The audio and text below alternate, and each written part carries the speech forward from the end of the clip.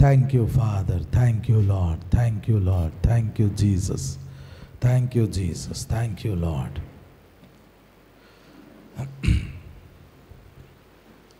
ఆదికాండం 1వ అధ్యాయము 2వ వచనం చదువుకుందాం. ఆదికాండం, జెనిసిస్, ఆదికాండం 1వ అధ్యాయము 2వ వచనం. భూమి నిరాకారముగాను శూన్యముగాను ఉండెను, చీకటి అగాధ జలము పైన కమ్మి ఉండెను, దేవుని ఆత్మ జలముల పైన అల్లాడుచుండెను. అలాగే ప్రకటన గ్రంథం 22వ అధ్యాయం 17వ వచనం చదువుకుందాం. ప్రకటన గ్రంథం 22వ అధ్యాయం 17వ వచనం. ఆత్మయు పెండ్లి కుమార్తెయు రమ్మో అని చెప్పుచున్నారు, వినువాడును రమ్మో అని చెప్పవలెను. దప్పిగొనిన వానిని రానిమ్ము, ఇచ్చయించు వానిని జీవ జలమును ఉచితముగా పుచ్చుకొననిమ్ము. ప్రార్థన చేసుకుందాం. Thank you father, thank you Lord, thank you Lord, thank you lord. అత్యున్నత సింహాసనమందు ఆసీనుడు అయిన పరమ తండ్రి వగు యెహోవా, మీకు స్తోత్రాలు, స్తోత్రాలు, స్తోత్రాలు, స్తోత్రాలు, స్తోత్రాలు, స్తోత్రాలు, స్తోత్రాలు నాయన. యేసు క్రీస్తు ప్రభువా, మీకు స్తోత్రాలు. తండ్రి యేసయ్యా, మీకు స్తోత్రం. ప్రభా యేసయ్యా, మీకు స్తోత్రం. యేసయ్యా, మీకు స్తోత్రం. తండ్రి, దేవుని గొర్రెపిల్లవైన యేసయ్యా, వధింపబడిన దేవుని గొర్రెపిల్లవైన యేసయ్యా, మిమ్మల్ని మా మధ్యలోకి ఆహ్వానిస్తున్నాం నాయన. నాయనా, మా మధ్యలోకి మీరు రండి తండ్రి. పరిశుద్ధాత్మదేవా, నాయనా మీరు మా మధ్యలోకి రండి నాయన. నాయనా మీరు మా మధ్యలో ఉండండి తండ్రి. అయ్యా మాతో ఉండండి నాయన, మా మధ్యలో ఉండండి తండ్రి. అయ్యా మాతో ఉన్నందుకు వందనాలు ప్రభా. అయ్యా మాతో ఉన్నందుకు వందనాలు తండ్రి. నాయనా ఈరోజు ప్రభా, నాయనా నీ ప్రత్యక్షత కొరకు మేము వచ్చాం ప్రభా, నీ మాటల కొరకు మేము వచ్చాం తండ్రి. నాయనా ఈరోజు నీ ప్రత్యక్షత మాకు అనుగ్రహించండి నాయన. తండ్రి ఈరోజు నాతో మాతో అందరితో మీరు మాట్లాడమని యేసు నామంలో ప్రార్థించి వేడుకొంచున్నాం తండ్రి. ఆమేన్, ఆమేన్. ఆదికాండం 1వ అధ్యాయము 1వ వచనము మనము ఇదివరకు ధ్యానం చేశాము. ఆదియందు దేవుడు భూమి ఆకాశములను సృజించెను అనే మాట ధ్యానం చేశాం. 2వ వచనం వచ్చేసరికి భూమి నిరాకారముగాను శూన్యముగాను ఉండెను అని రాయబడింది. దేవుడికి కోపం రాకూడదు. ఇప్పుడు దైవజనులు తొందరపడి కోపడ్డారనుకోండి, ప్రజలు ఏమంటారు అని అంటే, నువ్వు దైవజనుడివి, నీకు అంత కోపం ఉండకూడదు, నువ్వు కోపం తగ్గించుకోవాలి అని అంటారు. దేవుడికి అప్పుడు ఇంకా కోపం రాకూడదు అసలు. కానీ దేవునికి అప్పుడప్పుడు కోపం వచ్చింది, దేవునికి ఉగ్రత వచ్చింది, దేవునికి బాధ కలిగిద్ది. దేవునికి కోపం వచ్చినప్పుడు, దేవునికి ఉగ్రత వచ్చినప్పుడు, దేవునికి తట్టుకోలేనంత బాధ వచ్చినప్పుడు, అప్పుడు తాను సృష్టించిన సృష్టిని కూడా తుడిచివేయటానికి దేవుడు అప్పుడప్పుడు ప్రయత్నం చేస్తాడు. మీ అందరూ బైబిల్ చదివితే మనకి ఇశ్రాయేలీలు ఐగుప్తు దేశంలో నుంచి బయటకు వచ్చినప్పుడు దేవుడు మోషేని సీనాయి పర్వతం మీదకి రమ్మంటాడు. ఇశ్రాయేలీలందరూ పర్వతం కింద ఉంటారు. దేవుడు మోషేని ఆ పర్వతం మీదకి పిలిచి, పర్వతం మీద మోషేతో దేవుడు చాలా విషయాలు మాట్లాడుతూ ఉంటాడు. దేవుడు చెబుతాడు, నేనే మీ దేవుణ్ణి, మీకు వేరే దేవుడు ఉండకూడదు, మీరు విగ్రహాలు చేసుకోకూడదు అని ఇలా దేవుడు ఆ పర్వతం మీద ఇశ్రాయేలీలకి ఆజ్ఞలు ఇస్తూ ఉంటుంటే, అక్కడ పర్వతం మీద దేవుడు చెప్పాడు విగ్రహాన్ని చేసుకోవద్దు అన్నాడు. కింద ఆ పర్వతం దగ్గర ఇశ్రాయేలీలు ఏం చేస్తున్నారంటే విగ్రహాన్ని తయారు చేశారు.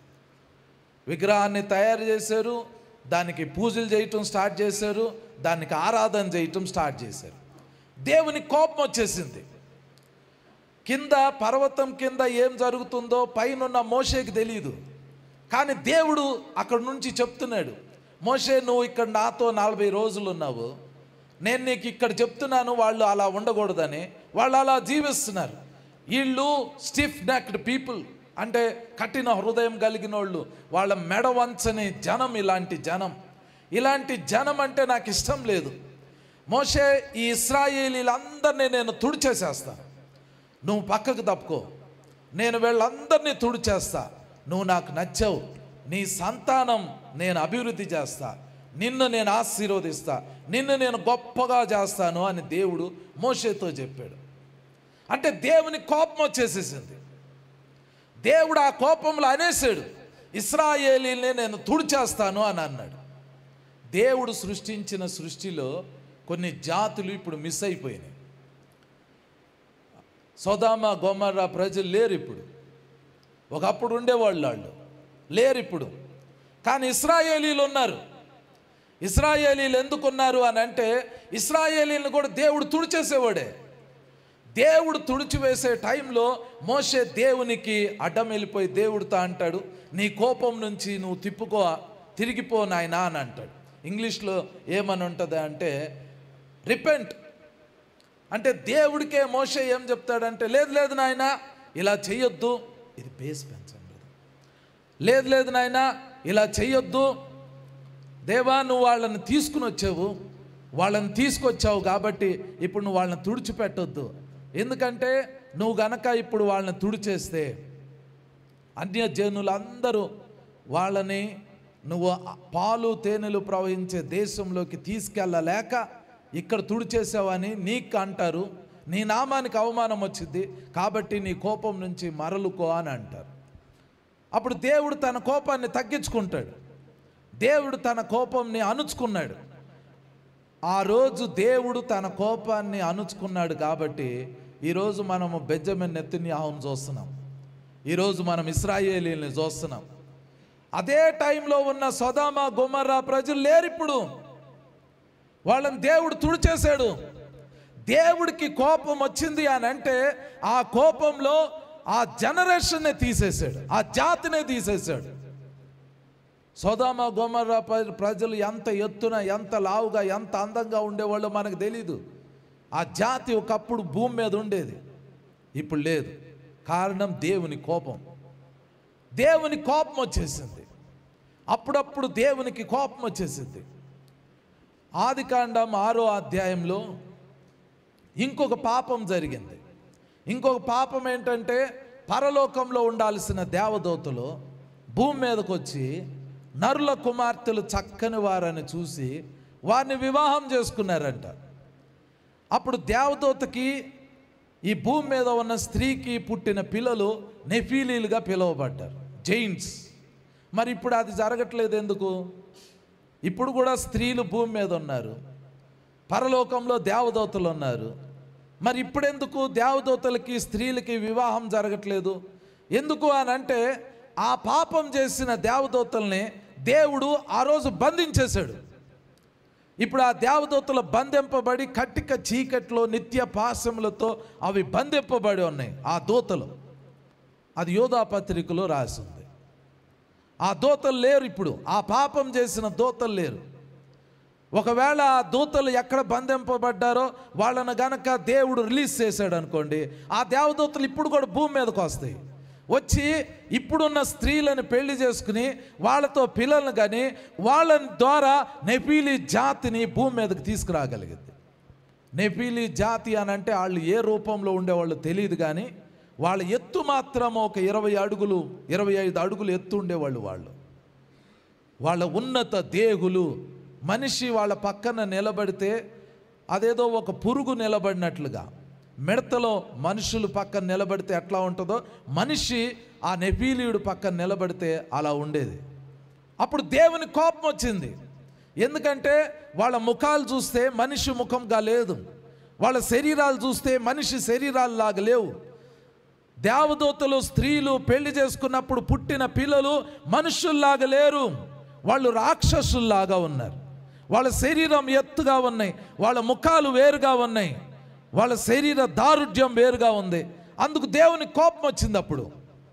అప్పుడు దేవుడు నోవాహు వాళ్ళ కుటుంబానికి చెప్పాడు, నువ్వు ఓడను తయారు చేసుకో, నువ్వు వాళ్ళలోకి వెళ్ళిపో, ఇంక వేరే ఎవ్వరు వాళ్ళలోకి రాకూడదు. ఎందుకంటే నరులు తమ శరీరాలను చెడిపేసుకున్నారు. నెఫీలీ జాతి పుడుతుంది, ఈ బ్రీడ్ నాకు నచ్చలా, ఇలాంటి బ్రీడ్ గనక ఉంటే నా పోలిక నా స్వరూపంలో ఉన్న మానవులు ఇక భూమి మీద ఉండరు. కాబట్టి నేను సమస్తాన్ని, భూమి మీద నేను సృష్టించిన సమస్తాన్ని తుడిచేయబోతున్నా అంటే నోవాహు వాడ సిద్ధం చేసుకున్నాడు. వాళ్ళ లోపలికి వెళ్ళిపోయాడు. దేవుడు ఆకాశాన్ని తెరిచాడు, భూమిని ఓపెన్ చేశాడు. ఓటలు ఓపెన్ అయినాయి, వర్షం పడింది, సముద్రాలు పొంగినాయి, మంచు పర్వతాలు కరిగిపోయినాయి, నీళ్లు భూమి మీదకి వచ్చినాయి. అప్పుడున్న నెపీలీ జాతి మొత్తాన్ని దేవుడు తుడిచేశాడు. కోపం వచ్చింది దేవునికి. కోపం వచ్చినప్పుడు అప్పుడున్న మనిషి జాతి మొత్తాన్ని తుడిచేశాడు. ఒక్క నోవాహు ఫ్యామిలీ మాత్రమే బయటకు వచ్చింది. వాళ్ళ ద్వారా ఇప్పుడు మీరు నేను ఉన్నాం. నోవాహు మన పితరుడు. యాక్చువల్గా నోవాహు దగ్గర నుంచి వెనక్కి వెళ్తే ఆదాంకి కనెక్ట్ అవుతాం. ఆదాం నుండి నోవాహు కాలం వరకు మధ్యలో ఉన్న కొన్ని జనరేషన్స్, కొన్ని కోట్ల మంది ప్రజలు, వాళ్ళందరినీ దేవుడు తుడిచేశాడు. వాళ్ళు లేరు ఇప్పుడు. దేవుని కోపం వచ్చింది. ట్రంప్ ఎన్నికయ్యి చాలా అద్భుతమైన కార్యాలు చేస్తున్నాడు అమెరికాలో. అమెరికాలో స్త్రీలు ఉంటారు, పురుషులు ఉంటారు, కానీ ఎల్జీబీటీ కమ్యూనిటీ ఉండదు అని అన్నాడు.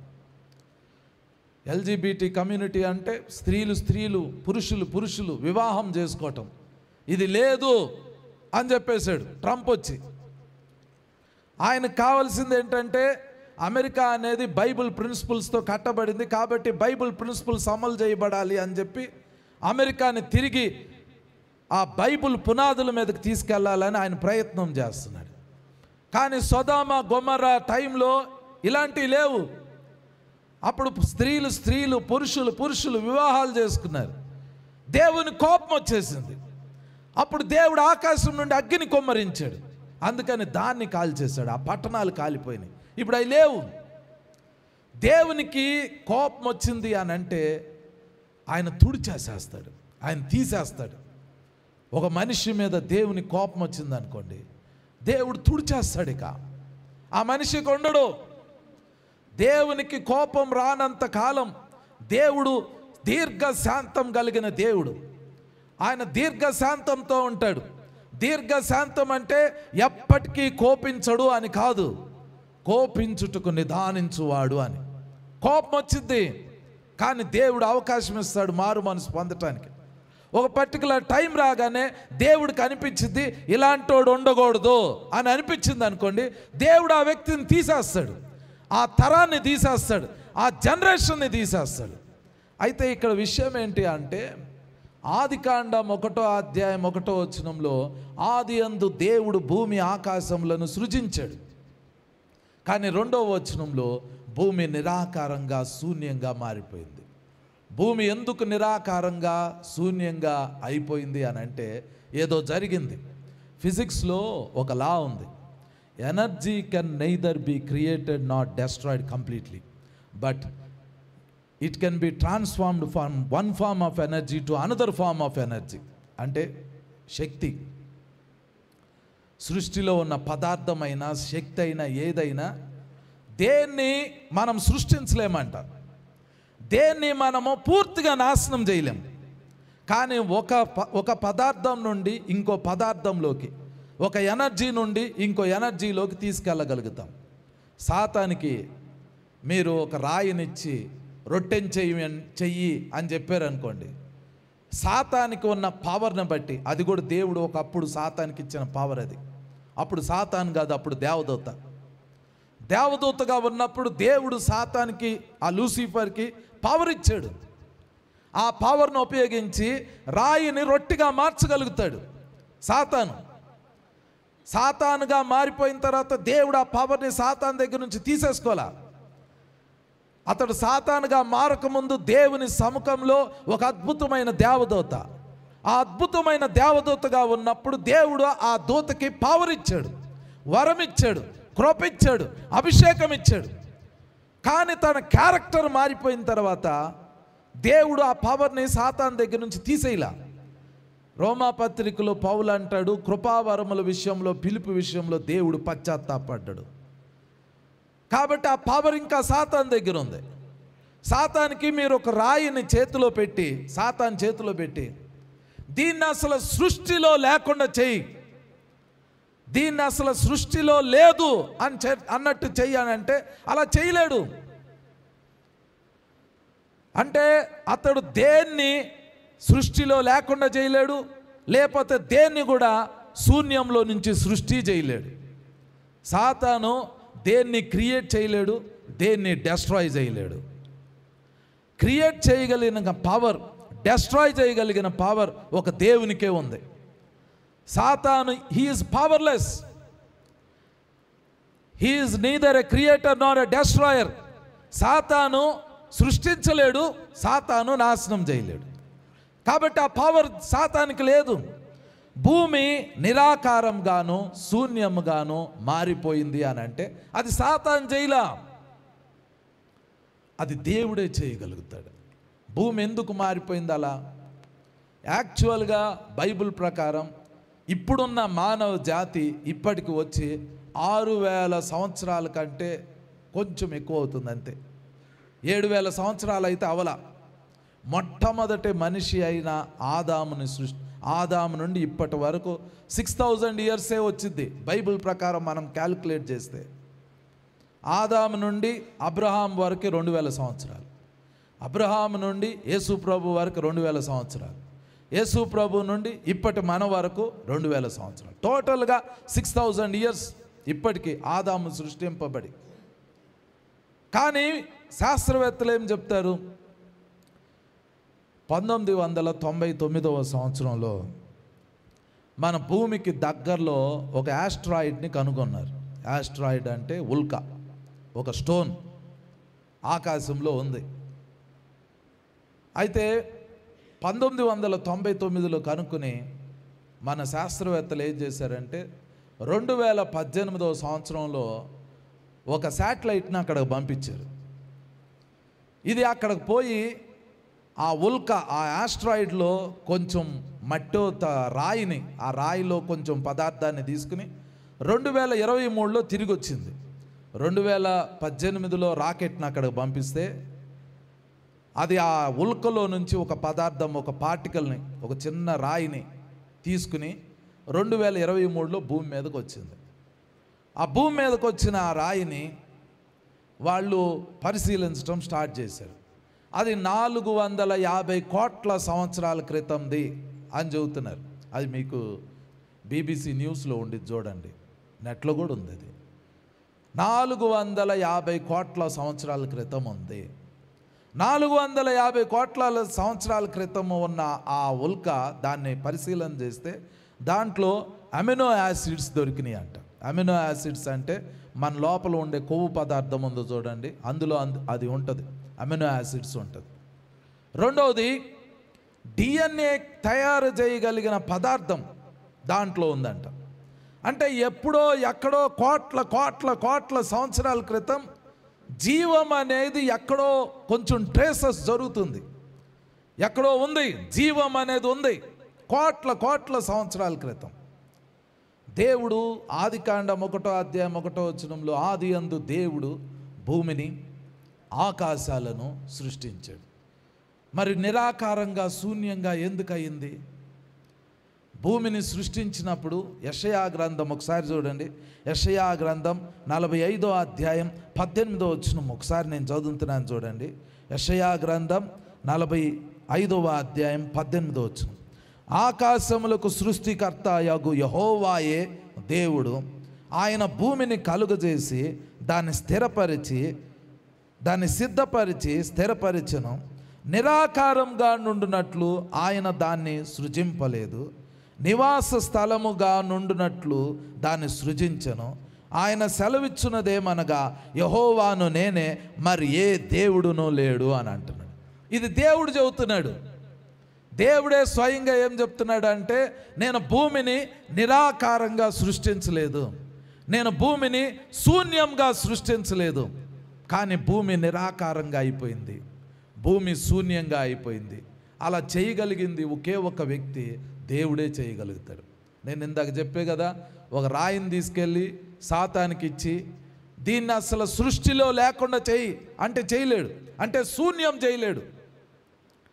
రాయిని రొట్టిగా మార్చండి అని అడగండి, సాతాను రాయిని రొట్టిగా మార్చగలుగుతాడు.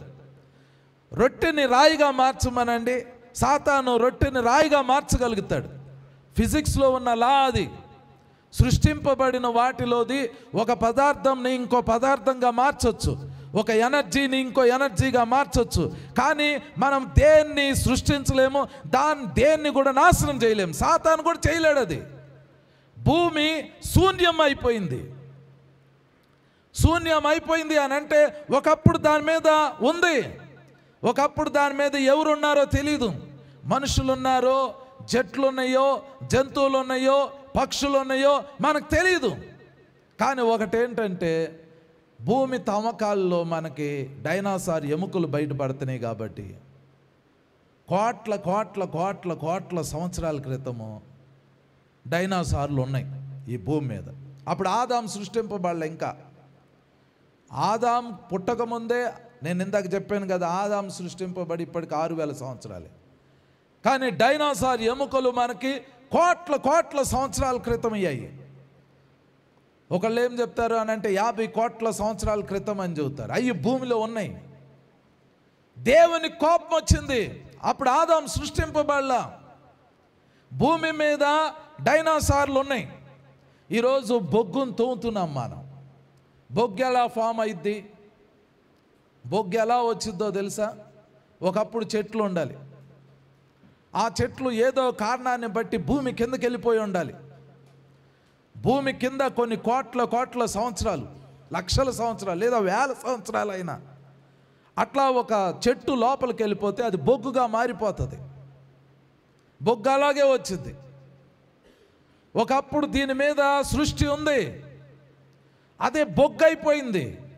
భూమిని తవ్వుతుంటే భూమి లోపల నుంచి మనకు బొగ్గు వస్తుంది, కోల్. ఒకప్పుడు అది జీవం కలిగిందే, కానీ అది భూమి లోపలికి వెళ్ళిపోయి బొగ్గు అయిపోయింది. ఒకప్పుడు డైనోసార్లు ఉన్నాయి, ఎముకలు భూమి లోపలికి వెళ్ళిపోయి ఉన్నాయి. అప్పుడు మానవుడు లేడు. అంటే దేవునికి కోపం వచ్చింది. యాక్చువల్గా ఒక విషయం ఏంటంటే దేవుడు అన్ని విషయాలు బైబిల్లో రాయలా. ఇంకోటి ఏంటంటే అసలు మానవుడికి అంతు చిక్కని మిస్టరీస్ని దేవుడు దాచిపెట్టేశాడు. ఇప్పుడున్న ఈ భూమి ఉంది చూడండి, ఇప్పుడున్న ఈ భూమిని చాలా జాగ్రత్తగా మీరు గమనించాలి, చూడాలి, గుర్తుపెట్టుకోవాలి. భవిష్యత్తులో ఏమైద్ది అని అంటే ముందు సంఘం ఎత్తబడిద్ది, అంటే మనం పరలోకానికి వెళ్తాం. అక్కడ ఎన్ని సంవత్సరాలు ఉంటాం? అక్కడ మహా అయితే 3.5 సంవత్సరాలు ఉంటాం ఆకాశంలో, పరలోకంలో. మళ్ళీ అక్కడి నుంచి దేవుడు మనల్ని వెంట పెట్టుకుని భూమి మీదకు వస్తాడు. ఈ భూమి మీద మనకి అప్పుడు 1000 సంవత్సరాలు యేసు ప్రభుతో మనం ఈ భూమి మీద ఉంటాం. ఆ తర్వాత మళ్ళీ కొంచెం సేపు ఏం చేస్తాడంటే ఈ భూమి మీద ఉన్న మనుషులందరినీ యేసు ప్రభు ఇక్కడి నుంచి షిఫ్ట్ చేసి వేరే ప్లేస్కి తీసుకెళ్తాడు. ఆ వేరే ప్లేస్ ఏంటి అని అంటే కొత్త ఆకాశం, కొత్త భూమి, దాని మీద కొత్త పట్టణం యెరూషలేము అనే పట్టణంలోకి వెళ్ళిపోతాం. మనమందరం అందులోకి వెళ్ళిపోతాం. వెళ్ళిపోయిన తర్వాత ఇప్పుడున్న ఈ భూమిని, ఇప్పుడున్న ఈ ఆకాశాన్ని మనం అందరం మర్చిపోతామంట. అవి మన జ్ఞాపకంలోకి కూడా రాదు. యెషయా గ్రంథం 65వ అధ్యాయం ఒకసారి చూడండి. యెషయా గ్రంథం 65వ అధ్యాయం 17వ వచనం. యెషయా గ్రంథం 65వ అధ్యాయం 17వ వచనం. అందరు తీయండి, ఒకసారి చదవండి.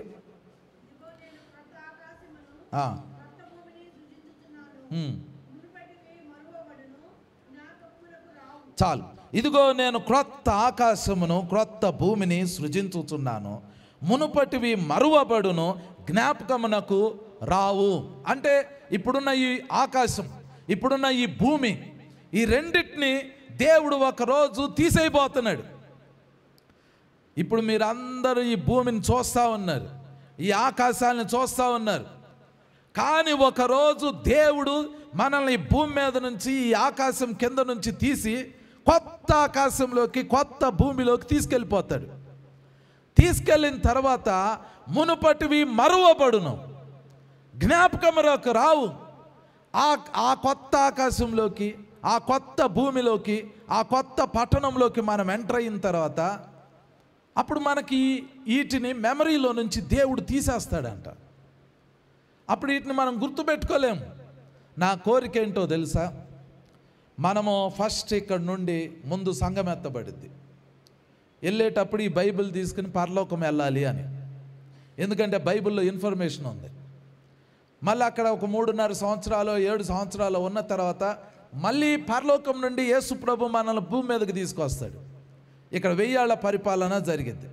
ఆ 1000 ఏళ్ల పరిపాలన జరిగేటప్పుడు కూడా ఈ బైబిల్ మన దగ్గర ఉంటే బాగుంటుంది. ఎందుకంటే 1000 ఏళ్ల పరిపాలనకు సంబంధించిన రెఫరెన్స్లు అన్నీ ఇందులోనే ఉన్నాయి. ఉండొచ్చు, ఉండిద్ది, అక్కడ వరకు మనకి జ్ఞాపకం ఉండిద్ది. ఈ భూమికి రిలేటెడ్ కాబట్టి బైబిల్ ఉండిద్ది. ఒక దైవజనుడు పరలోకం వెళ్ళాడు, దేవుడు తీసుకెళ్ళాడు ఆయన్ని. ఆయన ఉపవాసాలుండి ప్రార్థన చేస్తున్నాడు. ఆయన ప్రాబ్లం ఏంటంటే ఆయన వాక్యం చెబుతున్నాడంట, కానీ వాక్యము పవర్ లేకుండా ఉంది. అంటే జనాలు వస్తున్నారు, జనాలు 100 మంది 1000 మంది వస్తున్నారు. ఈయన వాక్యం చెబుతున్నాడు కానీ వాక్యము చాలా డీప్గా వెళ్ళలేకపోతున్నాడు ఆయన. అప్పుడు ఈయన ఉపవాసం ఉండి ప్రార్థన చేస్తా ఉంటుంటే ఈయన ఆత్మ పరలోకంలోకి వెళ్ళింది. యేసు ప్రభుని ఈయన పరలోకంలో కలుసుకున్నాడు. యేసు ప్రభు దగ్గరికి వెళ్ళి ఏడ్చి, అయ్యా నేను ప్రయాసపడుతున్నా, ప్రజలు వస్తున్నారు, వాళ్ళకి నేను వాక్యం చెబుతున్నా, కానీ ఆ వాక్యం అంత ఎఫెక్టివ్గా లేదు అని అంటే యేసు ప్రభు ఆయన్ని ఒక ప్లేస్లోకి తీసుకెళ్ళాడు. అక్కడ ఒక బైబిల్ ఓపెన్ చేస్తుంది. ఈ బైబిలే ఆ బైబిల్. అందులో యెషయా గ్రంథం 53వ అధ్యాయం ఓపెన్ చేస్తుంది. యెషయా గ్రంథం 53వ అధ్యాయంలో యేసు ప్రభు సిలువ గురించి ఉంది ప్రవచనాలు. ఇది చదువు, దీని గురించి నువ్వు బోధించు అని చెప్పాడు. అది చదివి ఆ రోజు నుండి ఆయన సిలువను గురించిన వార్త ప్రకటించడం స్టార్ట్ చేశాడు. అప్పుడు ఆయన మెసేజ్లో ఎఫెక్టివ్నెస్ ఉంది. అయితే ఇక్కడ పాయింట్ ఏంటంటే పరలోకంలో ఈ బైబిల్ ఉంది. ఇప్పుడు మన చేతుల్లో ఉన్న ఈ బైబిల్ ఉంది చూడండి, ఈ ప్రింట్, ఇందులో ఉన్న ప్రతి వచనం హెవెన్లో ఉంది. నా కోరిక ఏంటంటే మనం పరలోకం వెళ్తే ఈ బైబిల్ లేకుండా పరలోకం వెళ్ళినా అక్కడ ఈ బైబిల్ ఉంది. 1000 ఏళ్ల పరిపాలన అప్పుడు మళ్ళీ అక్కడ నుంచి భూమి మీదకి వచ్చేటప్పుడు ఈ బైబిల్ ఉండొచ్చు. కానీ కొత్త ఆకాశం కొత్త భూమిలోకి వెళ్ళేటప్పుడు 1000 ఏళ్ల పరిపాలన అయిపోయిన తర్వాత ఈ భూమిని ఈ ఆకాశాలని దేవుడు కాల్చేసేస్తాడు. కాల్చేసిన తర్వాత కొత్త ఆకాశం కొత్త భూమిలోకి వెళ్తాం. ఆ కొత్త భూమి మీద యెరూషలేం, నూతన యెరూషలేం అనే పట్టణంలోకి వెళ్తాం. వెళ్ళినప్పుడు ఈ బైబిల్ ఉండకపోవచ్చు.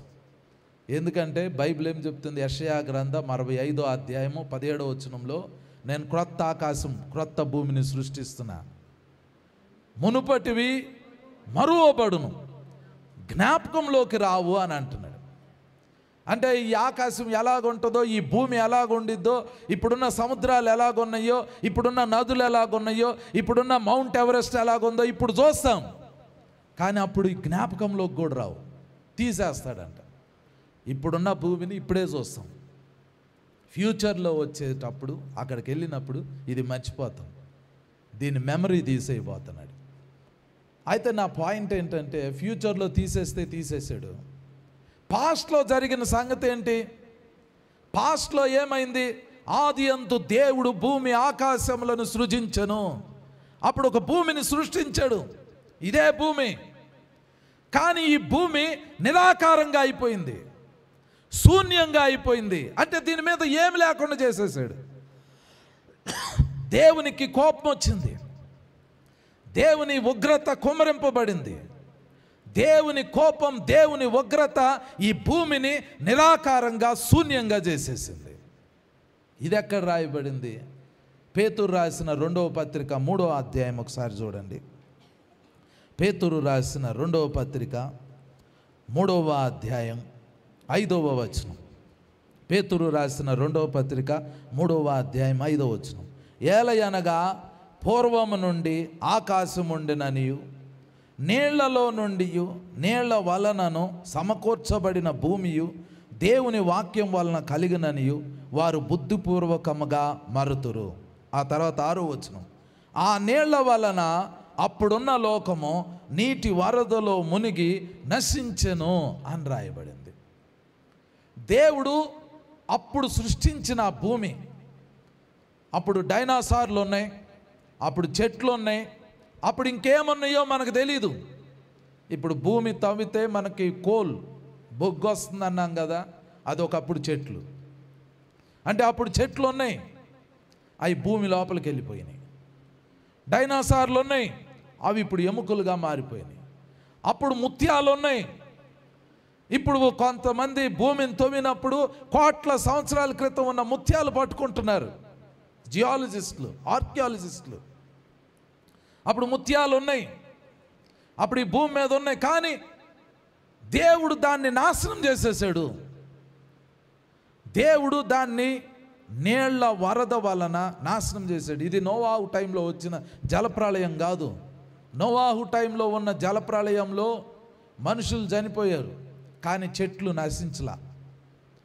చెట్లు తిరిగి మొలిసినాయి. నీళ్లు తగ్గిన తర్వాత చెట్లు మొలిసినాయి, జంతువులు కాపాడబడినాయి నోవాహు వాళ్ళు. కానీ అప్పుడున్న ఆ భూమిని, అప్పుడున్న లోకాన్ని నీటి వరదలో దేవుడు ముంచేసి నాశనం చేసేసాడు. అది నశించిపోయింది. అప్పుడున్న భూమి మీద ఎవరుండేవాళ్ళో ఏముండేదో మనకు తెలీదు. మనుషులు ఉండేవాళ్ళ, జంతువులు ఉండేయా, పక్షులు ఉండేయా, అసలు ఇవేమి మనకు తెలీదు. మనకు అసలు ఏమీ తెలియదు. అది కానీ నశించిపోయింది. ఎందుకు నశించిపోయింది అని అంటే దానికి ఒక్క రీజన్ మాత్రం బైబిల్లో మనకు కనబడింది. ఒక వ్యక్తి చేసిన పాపం. యెషయా గ్రంథం 14వ అధ్యాయం 12వ వచనం ఒకసారి తీయండి. యెషయా గ్రంథం 14వ అధ్యాయం 12వ వచనం. ఇక్కడ రాయబడింది, తేజో నక్షత్రమా, వేకువ చుక్క, నీవెట్లు ఆకాశము నుండి పడితివి. జనములను పడగొట్టిన నీవు నేల మట్టము వరకు ఎట్లు నరకబడితివి. నేను ఆకాశమునకెక్కిపోయేదను, దేవుని నక్షత్రములకు పైగా నా సింహాసనమును హెచ్చింతును. ఉత్తర దిక్కుననున్న సభాపర్వతం మీద కూర్చుందును, మేఘ మండలం మీదకెక్కుదును, మహోన్నతునితో నన్ను సమానునిగా చేసుకొందును అని నీవు మనస్సులో అనుకుంటివి కదా. నీవు పాతాళమునకు, నరకంలో ఒక మూలకు త్రోయబడితివే. నిన్ను చూచువారు నిన్ను నిదానించి చూచుచు ఇట్లు తలపోయేదురు. భూమిని కంపింపజేసి రాజ్యములను వణికించిన వాడు ఇతడేనా? లోకమును అడవిగా చేసి దాని పట్టణములను పాడు చేసిన వాడు ఇతడేనా? తాను చెరపట్టిన వారిని తమ నివాస స్థలమునకు పోనీయని వాడు ఇతడేనా అని రాయబడింది. ఈ యెషయా గ్రంథం 14వ అధ్యాయం 12వ వచనం నుండి 17వ వచనం వరకు ఒక మిస్టరీ ఉంది. ఇక్కడ ఒక వ్యక్తి ఉన్నాడు, అతని పేరు తేజో నక్షత్రము. తేజో నక్షత్రము ఇంగ్లీష్లో మార్నింగ్ స్టార్ అంటారు. ఒక కేజేవి వర్షన్లోనే, ఇంగ్లీష్ బైబిల్లో కింగ్ జేమ్స్ వర్షన్లోనే తేజో నక్షత్రమా అనే స్థలంలో ఓ లూసిఫర్ అనే పదం వాడారు. లూసిఫర్ అంటే ఒక కెరూబు, ఒక దూత. పరలోకంలో దేవుడు కోటాను కోట్ల దేవదూతలను సృష్టించినప్పుడు, శరాపులు, కెరూబులు, దూతలు, మహాదూతలు, ప్రధాన దూతలను సృష్టించినప్పుడు, ఆ కోట్ల కోట్ల దేవదూతల్లో నుంచి ఒక సెకండ్ గ్రేడ్ కలిగిన ఈ లూసిఫర్ అనే దేవదూతని దేవుడు పిలిచి, దేవుడు ఆ లూసిఫర్ తల మీద ఆయిల్ పోసి, నూనె పోసి అభిషేకించాడు. అందరు దేవదూతల కంటే కూడా ఎక్కువ అందాన్ని ఇచ్చాడు, ఎక్కువ జ్ఞానం ఇచ్చాడు, ఎక్కువ కృపనిచ్చాడు. దేవుడు లూసిఫర్కి ఒక ప్రత్యేకమైన స్థానం ఇచ్చాడు. యెహెజ్కేలు గ్రంథం 28వ అధ్యాయంలో ఇవన్నీ రాయబడి ఉన్నాయి. ఒక స్పెషల్ పొజిషన్ దేవుడు ఇచ్చాడు. అతడు చాలా యథార్థంగా ఉన్నాడు. పాపముని యందు కనుగొనబడు వరకు నీవు యథార్థవంతుడుగా ఉంటివి అని ఉంటుంది యెహెజ్కేలు గ్రంథం 28వ అధ్యాయంలో. అతడు యథార్థంగా ఉన్నాడు. అతడు పరలోకంలో ఉన్నాడా? అంతకుముందు ఈ భూమి దేవుడు సృష్టించినప్పుడు భూమి మీద ఉన్నాడా? మనకు తెలీదు. కానీ అతని లోపలికి ఒకరోజు గర్వం వచ్చేసింది. అది బైబిల్లో రాయబడింది. తన అందాన్ని బట్టి గర్వం వచ్చింది, తన జ్ఞానాన్ని బట్టి గర్వం వచ్చింది, తన అభిషేకాన్ని బట్టి గర్వం వచ్చింది. అతడు గర్వించి అతడు అనుకున్నాడంట ఒకరోజు, తన మనసులో అనుకున్నాడు. ఏమని అనుకున్నాడు? అది దేవుడు చెబుతున్నాడు చూడండి. యెషయా గ్రంథం 14వ అధ్యాయం 12వ వచనంలో, తేజో నక్షత్రమా, వేకువ చుక్క, నీవెట్లు ఆకాశము నుండి పడితివి, జనములను పడగొట్టిన నీవు నేల మట్టం వరకు ఎట్లు నరకబడితివి. నువ్వు ఆకాశంలో ఉండేవాడివి, దేవుని దగ్గర ఉండేవాడు. తేజో నక్షత్రమా, వేకువ చుక్క, నీవెట్లు ఆకాశం నుండి పడితివి. ఆడు పడిపోయాడు. పరలోకంలో ఉండాల్సిన అభిషేకం పొందిన ఈ కెరూబు, ఈ దూత పడిపోయాడు. పడిపోయిన తర్వాత ఏమనుకున్నాడంటే, ఆ తర్వాత వచ్చిన చూడండి, నేను ఆకాశమునకెక్కిపోయేదను, దేవుని నక్షత్రములకు పైగా నా సింహాసనమును హెచ్చింతును, ఉత్తర దిక్కుననున్న సభాపర్వతం మీద కూర్చుందును, మేఘ మండలం మీదకెక్కుదును, మహోన్నతునితో నన్ను సమానునిగా చేసుకొందును అని నీవు మనస్సులో అనుకుంటివి కదా అని రాయబడింది.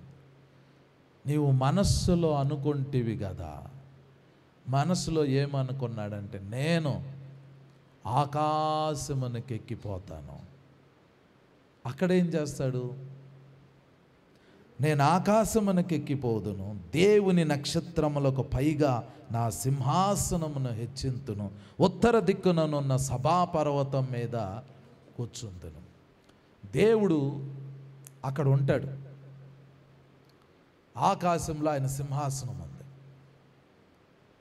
సాతాను, ఈ లూసిఫర్ అనే దూత పడిపోయిన తర్వాత అతడు అనుకున్నాడంట, పడిపోయాడు అంటే ఎక్కడ పడ్డాడు? ఈ భూమి మీదే పడ్డాడు. అప్పుడు మనం లేమి ఈ భూమి మీద, పడిపోయాడు, భూమి మీద పడ్డాడు. తర్వాత మళ్ళీ అనుకున్నాడు, నేను ఎక్కిపోతాను, నక్షత్రాలకు పైగా నా సింహాసనాన్ని వేస్తా, దేవుని సింహాసనానికి సమానంగా నా సింహాసనం ఉంటుంది, సభాపర్వతం మీద కూర్చుంటా. సభాపర్వతం అంటే దేవుడు ఆ సింహాసనం మీద కూర్చుని ఉంటాడు.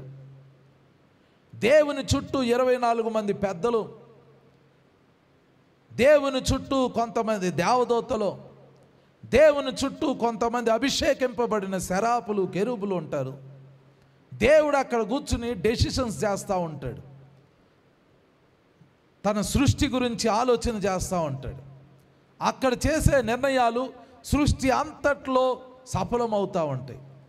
దాన్ని సభాపర్వతం అంటారు. సాతాను అనుకున్నాడు, నేను అక్కడికి ఎక్కిపోతాను. అక్కడి నుంచి దేవుడు తోసేసాడు అనుకోండి. మరి భూమికి ఏమైంది? అప్పుడున్న భూమి మీద ఎవరుండేవాళ్ళు తెలీదు, కానీ జనాలు ఉండేవాళ్ళు, పట్టణాలు ఉన్నాయి అని ఇక్కడ చెబుతుంది. ఒకసారి చూడండి, యెషయా గ్రంథం 14వ అధ్యాయము 16వ వచనం. నిన్ను చూచువారు 17వ వచనంలో, భూమిని కంపింపజేసి రాజ్యములను వడికించిన వాడు ఇతడేనా, లోకమును అడవిగా చేసి పట్టణములను పాడు చేసిన వాడు ఇతడేనా అని రాయబడింది. అంటే ఒకప్పుడు ఒక జాతి ఇక్కడ భూమి మీద ఉండేది, మనుషులు ఈ భూమి మీద ఉండేవాళ్ళు. అప్పుడు ఆదాము సృష్టింపబడలా. వాళ్ళు ఎలాంటి మనుషులో మనకు తెలీదు, అవి ఎలాంటి పట్టణాలో మనకు తెలీదు. యేసు ప్రభు ఒకరోజు 40 రోజులు ఉపవాసం ఉండి ప్రార్థన చేశాడు. 40 రోజులు ఉపవాస ప్రార్థన అయిపోయిన తర్వాత ఆయన పెరిగిన నజరేతు గ్రామంలోకి వచ్చాడు. శనివారం వాళ్ళకి విశ్రాంతి దినం. ఆ రోజు ఇశ్రాయేలీల సమాజ మందిరంలోకి యేసు ప్రభు వెళ్ళి కూర్చున్నాడు.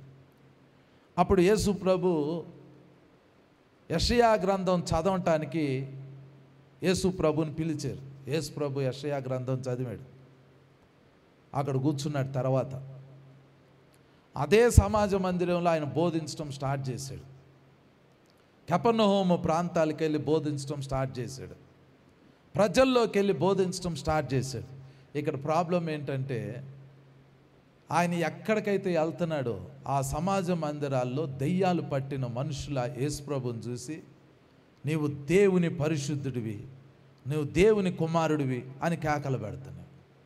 అప్పుడు యేసు ప్రభు ఆ అపవిత్ర ఆత్మని గద్దించాడు. ఆ దెయ్యాల్ని గద్దించాడు. ఇక్కడ విషయం ఏంటంటే, అసలు ఈ అపవిత్ర ఆత్మలు ఎక్కడి నుంచి వచ్చినాయి? ఈ దెయ్యాలు ఎక్కడి నుంచి వచ్చినాయి? సృష్టిలో దేవుడు వీటిని ఎందుకు సృష్టించాడు? వీటిని సృష్టించడానికి రీజన్ ఏంటి? వీళ్ళు ఎక్కడి నుంచి వచ్చారు? ఈరోజు సృష్టిలో సాతాను మన శత్రువు అని అంటే మనం యాక్సెప్ట్ చేయొచ్చు. సాతాన్తో పాటు పరలోకంలో ఉండాల్సిన కొంతమంది దేవదూతలు సాతానికి సహకరించి త్రోయబడ్డారు. వాళ్ళని మనము శత్రువులుగా భావించవచ్చు. కానీ ఈ అపవిత్ర ఆత్మలు, ఈ దెయ్యాలు పరలోకానికి సంబంధించినవి కాదు. ఒకప్పుడు ఈ భూమి మీద మనుషులు ఉండేవాళ్ళు. వాళ్ళు సాతానుతో సహకరించారు. ఆ జాతి సహకరించింది. సాతాను అనుకున్నాడు, నేను ఆకాశమునకు ఎక్కిపోతాను. ఎక్కిపోయే ముందు ఇక్కడ రాజ్యాలు ఉన్నాయి, పట్టణాలు ఉన్నాయి, అందులో జనాలు ఉన్నారు, వాళ్ళని పడగొట్టాడట. అంటే వాళ్ళని తన వశంలోకి తీసుకున్నాడు. వాళ్ళని దేవుని వైపు నుంచి తన వైపు తిప్పుకున్నాడు. వాళ్ళందరూ సాతానికి సహకరించారు. నువ్వు ఆకాశానికి ఎక్కిపో, మేము సహకరిస్తాం. నువ్వు నక్షత్రాలకు పైగా నీ సింహాసనం వేసుకుని కూర్చో, మేము సహకరిస్తాం. నువ్వు అక్కడి నుంచి సభాపర్వతం మీదకి ఎక్కు, మేము సహకరిస్తాం. అందుకనే దేవునికి కోపం వచ్చింది. సాతాన్ని త్రోసివేశాడు, వాడి దూతల్ని త్రోసివేశాడు. మరి భూమి మీద ఉన్న అప్పటి జనం, అప్పటి చెట్లు, అప్పుడు డైనోసార్లు, అప్పుడున్న మనుషులు, వాళ్ళు ఏమయ్యారో తెలియదు. కానీ దేవుడు మొత్తాన్ని శూన్యంగా చేసేసాడు. దేవుడు మొత్తాన్ని నిరాకారంగా చేసేసాడు. అప్పుడు ఇక మొత్తం సృష్టి లేదు. ఇక డైనోసార్లు లేవు, పట్టణాలు లేవు, రాజ్యాలు లేవు, చెట్లు లేవు, ఏమి లేవు, శూన్యమైపోయింది.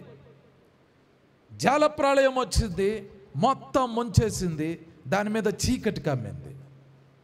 అలా ఉన్నప్పుడు ఏం జరిగింది అంటే, పరలోకంలో ఉన్న దేవుని ఆత్మ కొన్ని కోట్ల కోట్ల కోట్ల సంవత్సరాల తర్వాత ఈ నిరాకారంగా శూన్యంగా అయిపోయిన ఈ భూమిని, నేలల్లో ముంచబడిన ఈ భూమి, చీకటి కమ్మి ఉన్న ఈ భూమి మీదకి దేవుని ఆత్మ వచ్చి నిలబడటం స్టార్ట్ చేశాడు. అదే మనం ఇక్కడ 2వ వచనంలో చదువుతాం. ఆదికాండం 1వ అధ్యాయం 2వ వచనం ఒకసారి తీయండి. ఆదికాండం 1వ అధ్యాయం 2వ వచనం. భూమి నిరాకారముగాను శూన్యముగాను ఉండెను, చీకటి అగాధ జలము పైన కమ్మి ఉండెను, దేవుని ఆత్మ జలముల పైన అల్లాడుచుండెను అని రాయబడింది. వేస్ట్ అయిపోయింది కదా, భూమి నిరాకారం అయిపోయింది, భూమి శూన్యం అయిపోయింది, భూమి నీళ్ళల్లో మునిగిపోయి ఉంది, భూమి మీద చీకటి ఉంది, భూమి లోపల జీవం లేదు, కోట్ల కోట్ల సంవత్సరాలు అలా ఉండిపోయింది. అయితే దేవుని ఆత్మ ఒకరోజు ఆ నీళ్ళ మీదకి వచ్చి ఆ నీళ్ళ మీద అల్లాడుచుండెను. అంటే పొదుగుతా ఉన్నాడు అని హీబ్రూ బైబిల్లో దాని అర్థం వచ్చేటట్లు రాశారు. కోడి గుడ్ల మీద పొదుగుతున్నట్లుగా పొదుగుతుండెను అని రాయబడింది. తెలుగులో అల్లాడుచుండెను అని రాయబడింది. అల్లాడుచుండెను అనే పదం తీసుకున్నాం అనుకోండి, పరిశుద్ధాత్మ దేవుడు, దేవుని సృష్టి నాశనం అయినప్పుడు ఆయన కూడా అల్లాడుతాడు, ఆయన దుఃఖపరుస్తాడు, ఆయన ఏడుస్తాడు. అరే ఎందుకు ఇలా జరిగింది, దేవుని సృష్టి ఎందుకు నాశనం అయిపోయింది అని. పరిశుద్ధాత్మ ఆ రోజు ఆ నిరాకారంగా శూన్యంగా చీకటిగా నీళ్ళల్లో ముంచబడి ఉన్న నాశనం అయిపోయిన ఆ సృష్టిని చూసి ఆ పరిశుద్ధాత్మ దేవుడు అల్లాడుచుండెను అని రాయబడింది. యేసు ప్రభు బ్యాప్టిజం తీసుకున్నప్పుడు నీళ్ళల్లో నుంచి బయటకు వచ్చారు. అప్పుడు ఆకాశం తెరవబడింది, పరిశుద్ధాత్మ యేసు ప్రభు మీదకి వచ్చారు. తర్వాత యేసు ప్రభు పరలోకం వెళ్ళిపోయిన తర్వాత సంఘమందరూ ప్రార్థన చేస్తూ ఉంటుంటే దేవుని ఆత్మ మళ్ళీ సంఘం మీదకి వచ్చేసింది. ఆ రోజు 120 మంది మీదకి దేవుని ఆత్మ దిగొచ్చాడు. కోట్ల కోట్ల సంవత్సరాల క్రితం నాశనం అయిపోయిన ఆ సృష్టి మీదకి దేవుని ఆత్మ వచ్చాడు. యేసు ప్రభు బ్యాప్టిజం తీసుకున్నప్పుడు పరిశుద్ధ ఆత్మ వచ్చాడు, సంఘం మీదకి పరిశుద్ధ ఆత్మ వచ్చాడు. ఇక్కడ ఒక విషయం ఏంటి అని అంటే, ఒకరోజు సంఘాన్ని ఈ భూమి మీద నుండి దేవుడు పరలోకం తీసుకెళ్ళబోతున్నాడు. అప్పటి వరకు పరిశుద్ధాత్మ ఈ భూమి మీద ఉంటాడు. మనల్ని పరలోకం తీసుకెళ్లేది ఎవరు అని అంటే పరిశుద్ధాత్మ. యేసు ప్రభు టెక్నికల్గా తండ్రి అయిన దేవుడు ఇప్పుడు మన మధ్యలో లేడు. ఆయన ఎక్కడున్నాడంటే పరలోకంలో ఉన్నాడు. యేసు ప్రభు కూడా మన మధ్యలో లేరు. యేసు ప్రభు కూడా పరలోకంలో ఉన్నాడు. భూమి మీదకి పంపబడిన వ్యక్తి ఎవరు అంటే హోలీ స్పిరిట్, పరిశుద్ధాత్మ. ఈయనని లోకం చూడలేదు, ఎరుగలేదు. ఈయన ఇప్పుడు సంఘం మీద ఉంటున్నాడు. అప్పుడు భూమి నిరాకారంగా చీకటిగా శూన్యంగా ఉంటే పరిశుద్ధాత్మ ఆ జలముల పైన అల్లాడుతూ ఉంటే పరలోకంలో ఉన్న తండ్రి అయిన దేవుడు ఈ నిరాకారంగా శూన్యంగా చీకటిగా నీళ్ళల్లో ఉండిన ఆ భూమిని చూసి వెలుగు కలుగును గాక అంటే వెలుగు వచ్చింది. కానీ పరలోకంలో ఉన్న తండ్రి అయిన దేవుడు తన వాక్యంని పంపిస్తే ఆ వాక్యాన్ని ఉపయోగించి ఇక్కడ యాక్చువల్గా వెలుగుని సృష్టించింది ఎవరు అని అంటే పరిశుద్ధాత్మ, హోలీ స్పిరిట్. ఇప్పుడు లాస్ట్ డేస్లో ఏం జరగబోతుంది అని అంటే ఇదే పరిశుద్ధాత్మ దేవుడు మనల్ని పరలోకం తీసుకుని వెళ్ళబోతున్నాడు. యాక్చువల్గా ఇది న్యూస్లో చెబుతున్నారు. ఆమె సునీత విలియమ్స్ ఉన్నారు కదా, ఇప్పటికి వెళ్ళి చాలా రోజులు అక్కడ ఇరుక్కుపోయి ఉన్నారు ఆ స్పేస్ స్టేషన్లో. అయితే అక్కడ గ్రావిటీ లేదు, ఆమె నడవట్లా, గాల్లో ఇలా ఫ్లోట్ అవుతుంది. నిద్రపోవటానికి అక్కడ బెడ్ ఉంటుంది కానీ బెల్ట్ పెట్టుకుంటారు కానీ ఫ్లోట్ అవుతారు వాళ్ళు. ఇప్పుడు ఆమె మొన్న ఒక ఇంటర్వ్యూలో ఆమె అక్కడి నుంచి ఇక్కడికి లైవ్ ఇచ్చింది. ఇంటర్వ్యూలో ఆమె ఏం చెప్పింది అని అంటే నేను నడవటం మర్చిపోయాను, నేను బెడ్ మీద పడుకోవటం మర్చిపోయాను అని అంటుంది. ఎందుకంటే ఆమె గాల్లో ఫ్లోట్ అవుతుంది, ఆమె అలాగే ఫ్లోట్ అవుతుంది.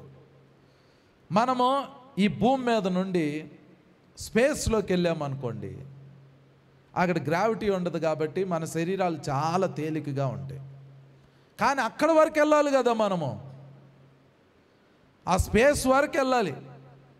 మనం పరలోకంలోకి వెళ్ళటం అంటే ఏంటంటే ఈ హెవీగా ఉన్న ఈ శరీరాలు ఈ భూమి మీద నుంచి లిఫ్ట్ చేసి ఎవరో ఒకళ్ళు మనల్ని అక్కడికి తీసుకుని వెళ్ళాలి. మనం వెళ్ళలేము.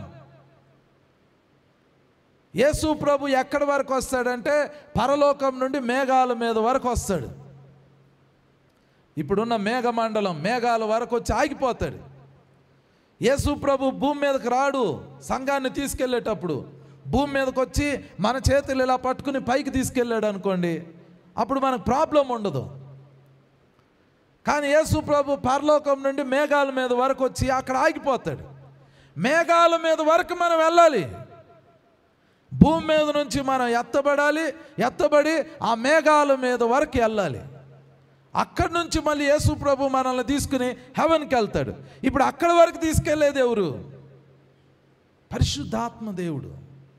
చివరి దినాల్లో జస్ట్ సంఘము పరలోకానికి వెళ్ళబోయే ముందు దేవుడు ఏం చేస్తాడంటే తన ఆత్మని మన మీద కుమ్మరించబోతున్నాడు.